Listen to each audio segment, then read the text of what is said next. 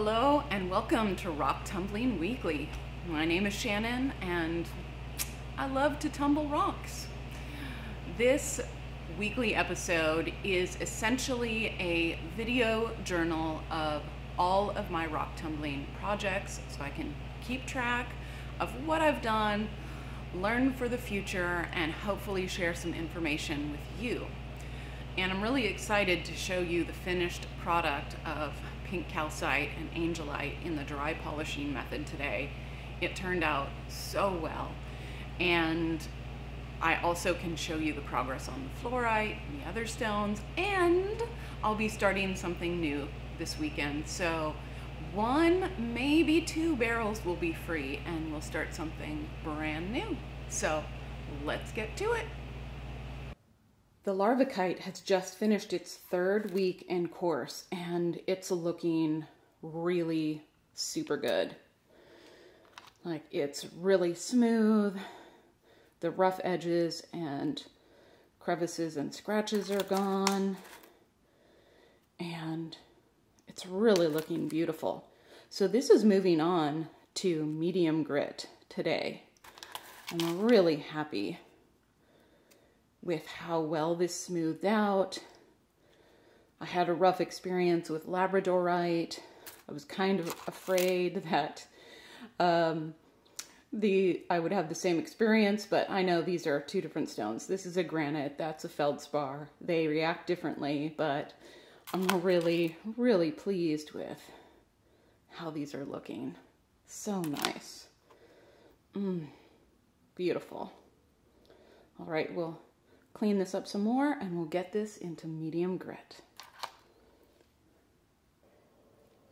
The fancy Onyx has just completed 1 week in medium grit and it's looking fantastic.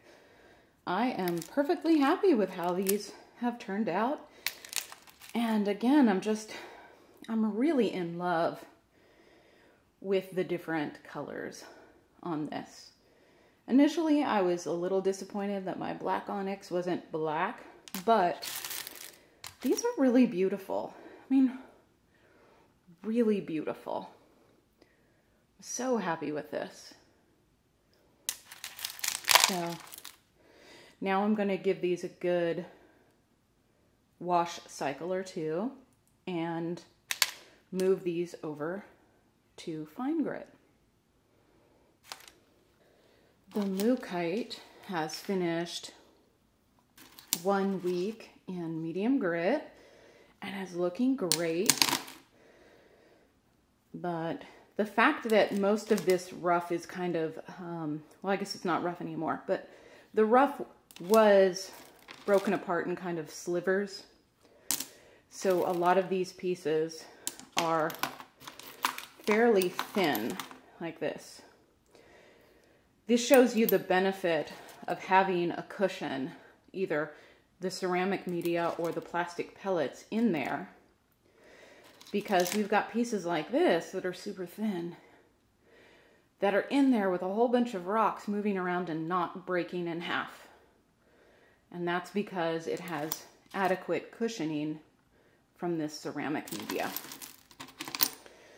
But these are looking smooth. Ooh. That one's got a crevice in it. But that is why we have the wash cycle, because I'm considering this acceptable because I'm probably going to keep this, but we want to make sure that that little hole there gets washed really, really good so it doesn't bring coarser grit into our finer stages. And that's why we're going to put this Mookaite in a wash cycle. Rinse it out really good. Here's my favorite piece. Oh, it looks like a duck. Look at that. Ooh. I love it. Okay, this piece is now mine. And so anyway, I'm going to get these into a wash cycle, wash them out really good, and put these into fine grit. This is our fluorite after 3 days in course. And I only used half as much grit as I usually do for harder stones.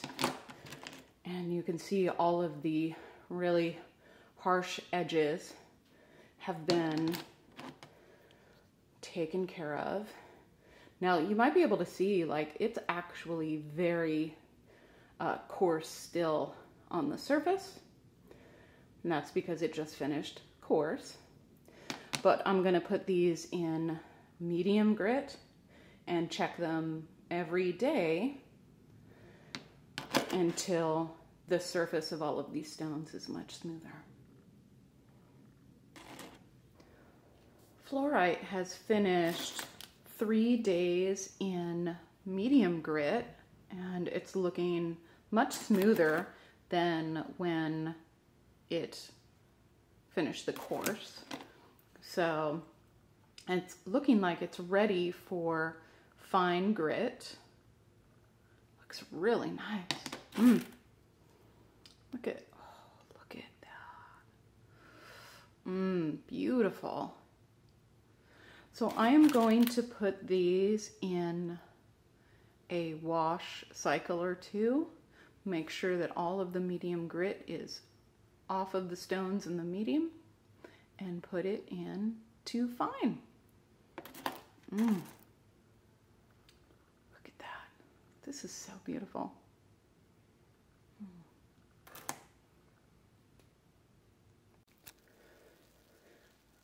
Okay, Amethyst has been running in polish for 1 week. We're going to give it a peek and see how this batch is doing. And here I just took the lid off of my barrel, picking out a piece, rinsing it in some water, give it a dry, and that is some really high shine. Wow. Yeah, see, this is the added benefit of doing an extra fine stage to all of my gems, is that they don't need to run in polish as long. I have found that without extra fine, I have to run my stones in polish for about 2 to 3 weeks. But with extra fine, usually just 1 week, and it's good. It's good to go. I'll try another.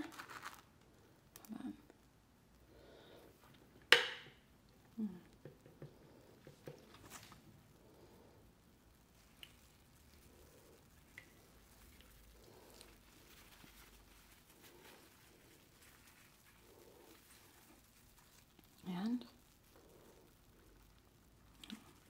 still got some water there.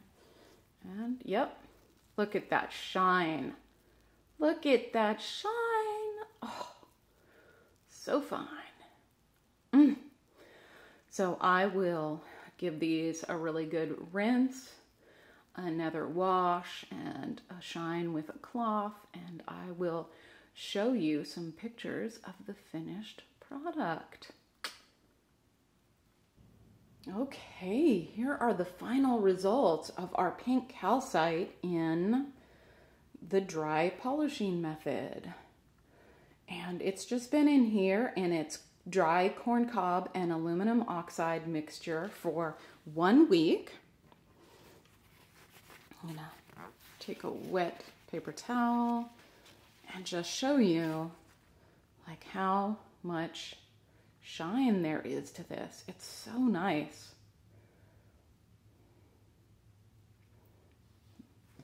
And I've got a lot of other examples where it's just looking gorgeous. This is a really fantastic method for polishing these soft and fragile stones. It turned out really, really well.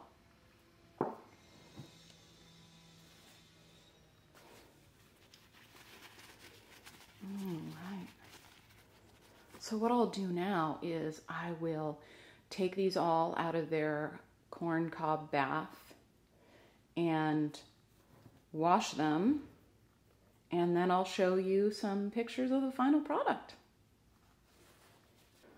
The Angelite has been in its dry corn cob mixture for about a week, and it is looking fantastic. Like, it is really super shiny. It is really, really gorgeous. So this method, this dry polishing method, worked really, really well. Here, let me get one that I don't clean with the wet paper towel, and I'll just show you what it looks like completely dry. And that's it. That is the Angelite after 1 week of dry polish with aluminum oxide. Now I'm going to give these stones a bath in some soapy water, and I will show you some pictures of the finished product. We'll be starting something new today, and this is citrine. Or to be more precise, this is heat-treated amethyst, but I still use that as citrine in my practices, and I have been really curious to see how it would tumble. So I've had this stock for a little while, and I am breaking it out and getting this into a barrel today. Some of these pieces are really large, so I'll have to play a little Tetris in the barrel to make sure that I've got enough room for them to move around and smooth out. All right. The new item I will be loading up today is green Aventurine. And I've had a run with Aventurine before, and I think I've learned a lot. So I have some new techniques to try this time. But Aventurine is a quartz, so it is Mohs hardness 7. However, all Aventurine has in common the fact that it has tiny flakes of mica scattered within it, which give it a shimmery, glittery look once it's polished. But the mica is much softer than the quartz. So there tends to be a problem getting the surface smooth enough to take on a good polish. If you see Aventurine that has a really good polish, it probably doesn't have a high mica content, but you may see pitting on the surface where the mica that's at the surface is worn away and left these little tiny pits. And that is the problem I encountered when I did purple Aventurine. I did eventually get a really nice shine on it, but now I'm trying green, and we'll see if we can improve the process.